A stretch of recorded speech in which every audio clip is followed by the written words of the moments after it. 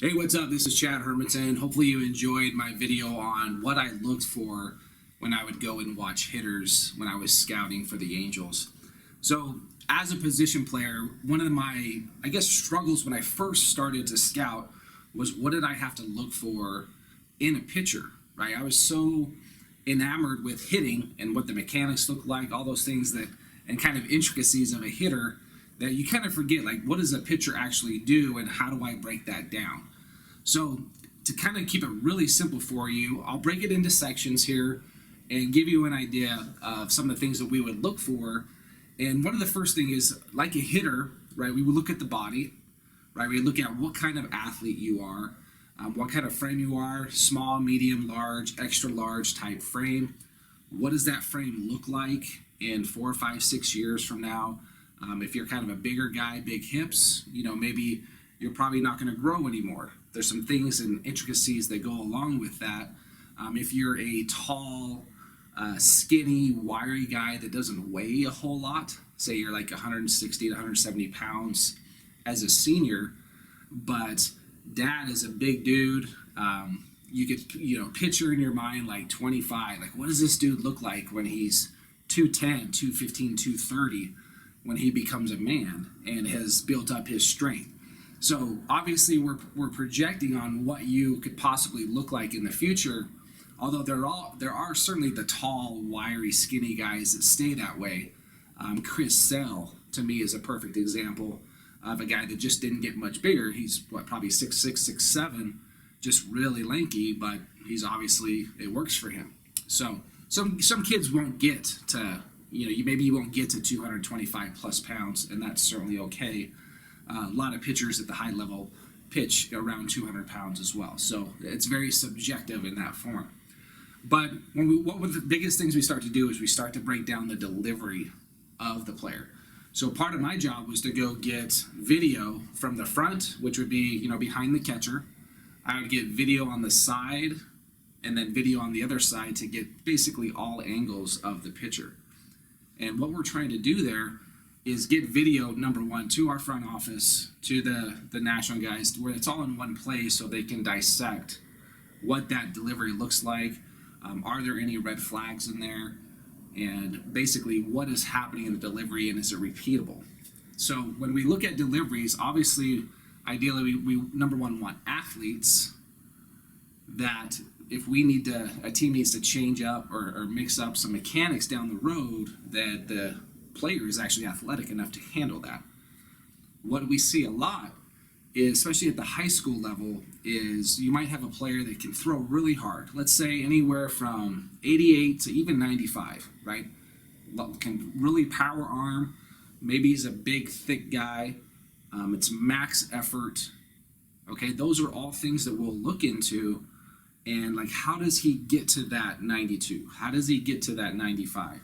Does he have a giant head whack where you throw and you're not even looking and it's wham, it's really hard that way? That's what we would call, right, high effort. There's high effort involved in that.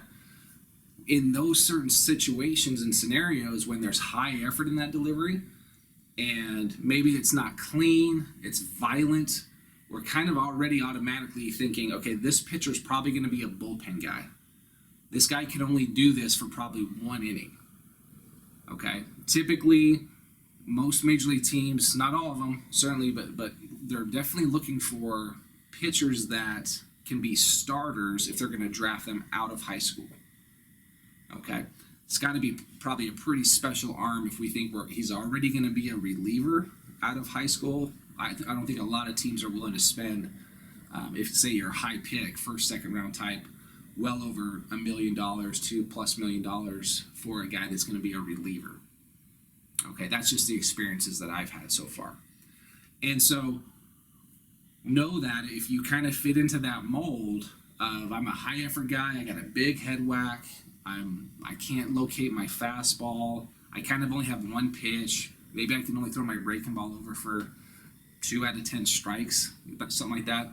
Those are things that, even though you throw hard, that doesn't really excite us too much as an area scout, cross-checker, all that stuff. Okay? So the ideal type pitcher, Okay, what we're looking for, me personally, this is again subjective to me. I love the tall, 6'2 plus, 6'3 plus, tall, long arms, really athletic, right? These are pretty rare that you would find in high school. And when you go back and look at some of these high picks that are in high school, they don't all fit that mold for sure.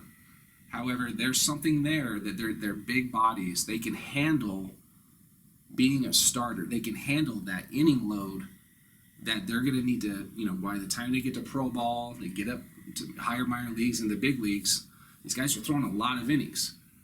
And we've certainly seen that back down with the way Major League Baseball uses the relievers now, and there's teams with certain philosophies. But I'm picturing like a Justin Verlander, right? These guys are like 6'4", 6'5". They're long, they're loose, but they're still strong. They're really, really strong.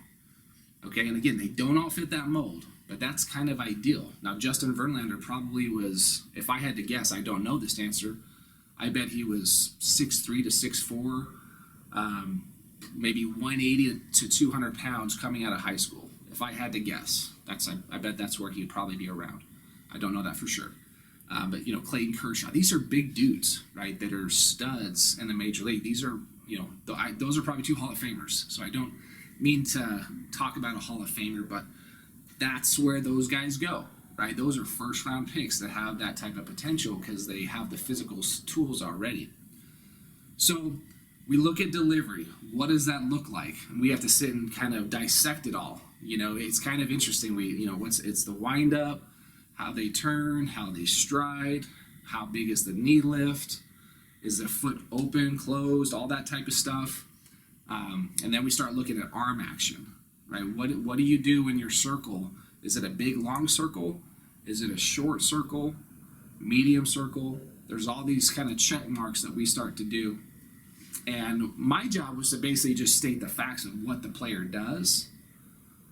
And then we later on as a whole scouting department determine what that player looks like and how does he fit within the draft. Okay? Just because you have a long arm circle doesn't mean that's good or bad necessarily, but that's what you do currently now. So that's what we would put in for future, like your now grade on what you are doing right now today. Okay, so there's delivery, there's arm action, deception on your pitches. What are they doing? Do you have depth to them? Do you hide the ball? Deception as you go into your windup. Your hand go behind you? Do you open up really quick so you can see the hand really quickly? So there's all those little intricacies that happen that I would need to report on.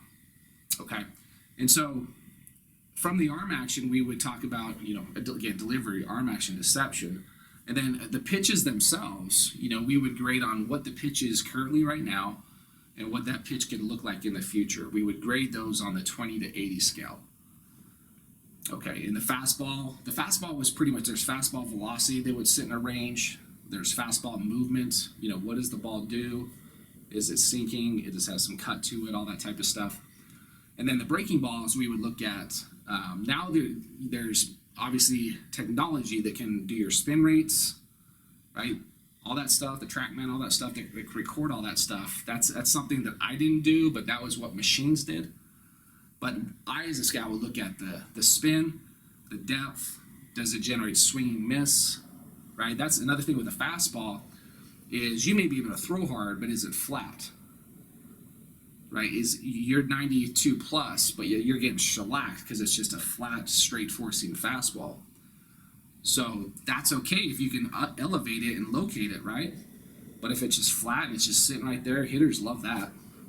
So those were little things that you had to put in as well.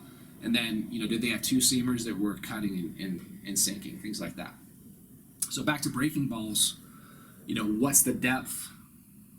Is there swing and miss to it? Can you throw it for a strike and a ball? Right? Does it have different shapes to it? Is one more of a slider tight this way and more of a curveball that way? That's obviously 2 different pitches. But sometimes guys will throw the same pitch and have a little bit of an extra depth to it. It's a little bit different. Okay, so those are just really quickly there. And then the changeup, what's it doing there? Does it have some fade to it? Does it sink? Can you repeat it? Can you throw it somewhat down below the knees so you're getting swing and miss if you're a right-hander? Are you getting deceptive enough in the same arm speed, the deception of that pitch, to get some swing and miss from those lefties? Okay, so I get asked a lot, like, well, especially when I want to get into the high school mindset, that high school pitcher that's like, well, I throw 90, so how come I'm not considered a draft prospect? But, Johnny down a couple schools down also throws maybe 90, 92. We throw the same speed. How come he's getting looked at by scouts and I'm not?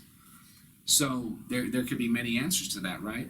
But the questions you want to ask yourself is, okay, what does this guy do? And I'll just paint a picture, try it for you. Maybe he's got a smooth, clean delivery. Maybe he's a much better athlete than you, possibly, right? But he can do things in the game that maybe you can't quite do yet. He can locate his fastball. He can get his breaking ball over for strike or balls when needed. And then he can throw his changeup. So he does things to where maybe you have some velocity and some arm strength, but you're all over the place, right? You don't know, you're throwing balls at the backstop, you're bouncing your fastball, you have a ton of walks, right? So all those things that maybe you're like, oh, I guess I didn't think about that because I'm just so concerned about how hard I throw, right? So we need to draft pitchers that we know we can send to rookie ball, that they can go compete and get outs. If you can't throw strikes yet, and you can't get a breaking ball over, and you have no feel for a changeup, and I'm talking mainly as a starter here, that if you can't do those things, you're probably already automatically sent to the bullpen for the most part, but you're not ready yet to compete at that level. And that's why I always, when kids have asked me personally, like, I think you need to go to school to get better. You need to work on these skills because you're going to get murdered when you go to pro ball. Okay, that's just the reality. And I want to be as truthful as possible with you so you have the information and you can use it. It's always about getting better, okay? Just because you throw hard doesn't mean that if you throw 90, I can't tell you how many kids I've scouted that throw 90 that do that exact same thing. They throw 90, they're all over the place, they can't throw a breaking ball, they hit 3 or 4 kids a game. Okay, that's okay. You're just not there yet. Okay, so that mindset is, I have some tools, but I've got to get better. Okay, I'm not quite, and you have to be honest and you have to have an awareness and evaluate yourself to where, okay, I can see that now. I see why he is, going to a big D1 school. I can see why there's a huge gap there that I have to be honest and quite frank about. Okay, so I know that might be tough to hear if you're maybe falling in that boat, but that's the truth. That's what we notice, because what we call those are separators. If you can throw 3 pitches for strikes and throw them at any point in the count, you're a really good athlete. You have a really good frame on you that can project to be possibly a big leaguer down the road. Right? That makes sense, right? We're going to look at that. If you're not quite that, there maybe you kind of are now shifted maybe to a reliever, which is perfectly fine. We need relievers to get hitters out. But that's your role. Your role is maybe to come in for an inning, maybe 2 innings. Maybe you're a spot starter. You're kind of a tweener. You could start, but you also probably better served. And maybe you're only like, we can send him maybe 2-3 innings max. We don't want a hitter to face you twice. So maybe we can get 2 to 3 innings out of you and just go mow down some hitters with your fastball velocity and maybe a little slider. Stuff like that. So pitching is hard. When I scouted, it was to kind of give you a number. If I had to turn in, say, 100 reports per year, and that's just a number I'm throwing out at you, I would say 70 of those are probably pitchers. So there's a lot more pitchers that are pretty good than compared to position players that we think can go play at the next level. So I'm scouting a lot more pitchers. I learned a lot over the years about what they do, what good pitchers look like. And you know, mechanically, you obviously want to be very sound. You want to be able to repeat your mechanics. I would, you know, as simple as possible. You know, hopefully your pitching coach or whoever you're working with can get you there. But yeah, I got to be repeatable, smooth and violent deliveries. Those are again subjective on how they work. You know, you go watch like a Max Scherzer. He's very unique, right? But I know he's max effort every time. And I think pitchers are up there to throw hard. They're definitely up there to throw hard, but as they get older, they learn to kind of back off a little bit and actually learn how to pitch. Okay, so there's probably a whole ton of I'm missing and leaving out, but hopefully that gives you a kind of a gist in what I learned over the years as a scout on what pitchers do, that there's certainly some separators there. So the hardest thing to do is look in the mirror and ask yourself, okay, where am I lacking? Where do I need to improve? I throw hard, but yeah, I do probably hit 2 guys a game. I probably walk 4 to 5 or 6 hitters a game, and so that's your fastball command. It's just not there yet, right? So your control numbers go way up. Most high school kids are on a 20 to 80 scale, or probably a 20 on the control aspect of things, and probably low numbers with command. We hope that you can get to at least average, which is a 50. And then some kids are really good in high school, can really, like, imagine like what Greg Maddox was in high school. He was probably already maybe average major league, and then by the time he got to the big leagues, he was probably an 80. I bet he was certainly an 80, as high as you can get on that scale. So hard, hitting's hard, pitching's hard. We're playing a hard game here, and it takes a lot of work.